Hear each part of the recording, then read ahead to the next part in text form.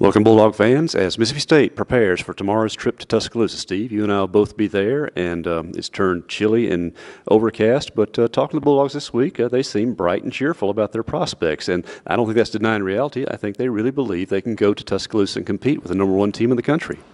Well, and as a Bulldog fan, that's what you want. You don't want them to go in this ballgame thinking, okay, we just want to get out of this and get to next week. Coach Bob Shoup told us earlier this week he felt this team was built to go over there and compete with Alabama. And so there's a lot of confidence. I won't say confidence in winning the ball game, but there's confidence in competing in the ball game. And then at that point, you just never know what's going to happen from there. Well, competition's what certainly the defense has been so good at this year, and his side of the ball has more than carried its weight. And talking to Jeffrey Simmons, he said this is the kind of game he looks forward to play. He did make an interesting comment, though, about Coach Moorhead had told him this week how often you get to play against the #1 team in the country. In Simmons' case, he's going to be 3 for 3 because I checked it. Alabama was ranked #1 the previous games. Last year came down to last play, obviously, and the Bulldog defense knows that they were this close to making those stops. So you think there's some confidence to that side, obviously, going in. Let's look at the offensive side. After 2 good games, you see some things getting back together in the air game. They're finding their rhythm. If Kylan Hill's able to go this weekend, everybody's in full strength. Can this Bulldog offense score on Alabama? I believe they can. Yeah, I think they're going to have to do a lot of the things they did last year. We saw last year that this Mississippi State interior offensive line could get some push against Alabama.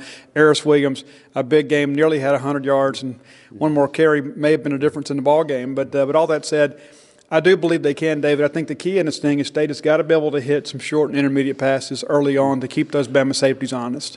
And that's something that, as this season's gone on, Coach Moorhead and his offensive staff have really gone more to. And I'm not going to say they've gone back to Dan Mullen's offense in that regard of nothing but the shorter routes and occasional deep strikes.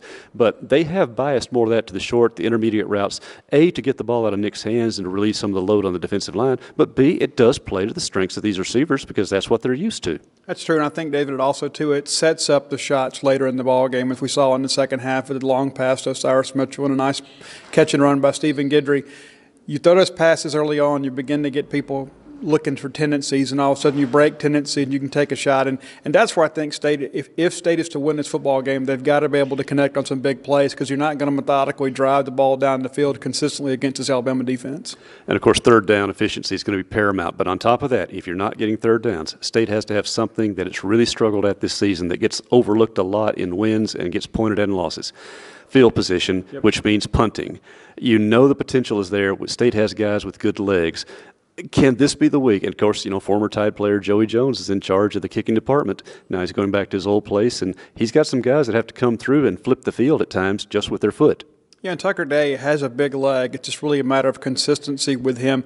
But there's going to come a time you're going to need a big kick to flip the field, and hopefully he can pull one out because you're right, David. I don't think this is going to be the ball game the odds makers are expecting, at least not for 3 quarters. I think the defense for Mississippi State will keep State in the ball game. I think State can get just enough offense to keep the game competitive. But you're right, there's going to come a time when State's going to need a big special teams play, and hopefully Joey Jones' group can come through.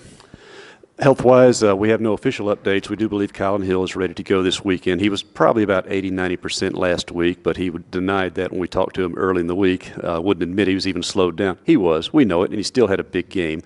You certainly expect Eris Williams to be full strength this week as well and back in full good graces. On the defensive side, still some day-to-day with Jaquarius Landrews, and they're discussing the rotation at the safety position with Marcus Murphy and even a couple of cornerbacks like Chris Rayford or C.J. Morgan stepping in there if they need to. Otherwise, the Bulldogs are generally healthy for this game, and their mindset seems healthy as well. All right, Steve, turning away from this game quickly. Yesterday, the bell was ringing, as they say, as Mississippi State got a lot of recruiting news, not for next year's class, but for a year down the line. It's true, and a great day for Mississippi State recruiting. That's one of the things about this staff. We felt like it would take them a year to kind of get relationships established, and here they are, already looking ahead. 3 4-star commitments, 3 players in the top 10 in Mississippi pledged their allegiance to Mississippi State yesterday. It all got started with Ledietrich Griffin out of Philadelphia. We've been expecting his commitment for a while. Happy to have that one on board. E.J. Mason out of Clinton, guy that was their leading receiver, one of the top junior receivers in the state of Mississippi. He's committed to Mississippi State. Very good relationship with Luke Getzig. And then Javorius Selman out of Provine High School. And Provine High School has been good to Mississippi State over the years. I think Javorius has a chance to be the next great one. We're excited about DeMonte Russell, defensive end, and I think that only helps matters having both of those friends kind of committed to Mississippi State. But the best is yet to come when it comes to that 2020 class. But getting the big start, having those guys recruiting their peers to join your ranks is a very, very smart move and a very fortunate situation for the Bulldogs. Now, we've talked all about Bulldog football here, but in passing here, because it's coming up this afternoon, we're going to talk about Bulldog football, I guess we'd say. Steve, you're going to be covering a piece of history here on the Bulldog campus. It's true. The very first NCAA tournament game for Mississippi State soccer will take place here on campus. First appearance for both Mississippi State and Lipscomb. State 2-1 all time, but the last meeting came in 2016. Lipscomb, the Lady Bison, came in here and won the ball game against Mississippi State. It will be a very evenly contested match, but certainly, David, it's a great moment, and it just goes to show, too, this athletics program under John Cohen's leadership is competitive in all fields, and I think this is a big step forward for Coach Tam Agnos and his staff. And we'll remind, of course, that tonight, 6:30, Coach Ben Howland's number 18 ranked Bulldogs tip off their season against Austin Peay Governors. He expects it a competitive contest and a chance to see guys like Reggie Perry and Robert Woodard and DJ Stewart, true freshmen out there. The starting lineup, Nick Weatherspoon and Q Weatherspoon, both have had a few preseason injuries but are expected to play as well. So a lot happening here. But tomorrow, Steve, you and I will be over in Tuscaloosa town. We'll be talking pregame to 2:30 kickoff for CBS. It's going to be cold, but the weather looks clear, so dress warmly because I know you'll be down there in the sidelines. And, yes, they'll be playing the local area's national anthem in pregame, so all you Skinnerd fans should be happy out there. Well, I mean, I'm a Skinnerd fan too, but my sweet home is in Mississippi, and it would be nice to go over there and get a win. I tell you, David, some of our greatest memories of Bulldog football have been when people haven't expected a lot from Bulldog team, and they've pulled off a big upset. And I'm not calling for an upset, but, man, what a day that would be.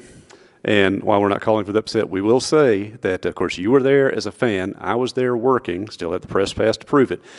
If this 2018 Mississippi State team is able to pull off a victory tomorrow, it will go down in my mind, as certainly the biggest victory of modern MSU history, yes, surpassing 1980. I was there when State beat the Bear.